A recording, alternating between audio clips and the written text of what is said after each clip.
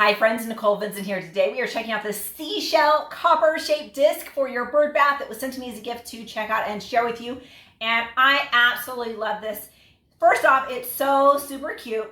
It is a thin metal copper disc that you can add in to your bird bath or other water area to help reduce microbial growth. Copper is a natural microbial inhibitor and it just works so good. It's safe for all forms of life, for fish, birds, if your dog drinks out of the bird bath, what have you.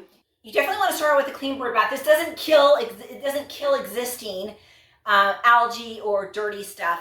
You're still going to need to change out the water occasionally and give it a clean occasionally, but this definitely does slow the microbial growth and helps keep your water fresher longer for the birds and wildlife in your area. So, okay, it's been several days and it's kind of hard to see on this one because this is a really old concrete bird bath that's it's stained.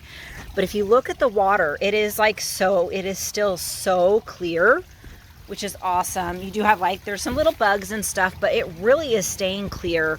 I love this. It's such an easy way without introducing pesticides or chemicals into your bird bath so that it is friendly for any wildlife that might come and drink of the water. This is such an easy thing just to add in to help keep your bird bath water fresher longer.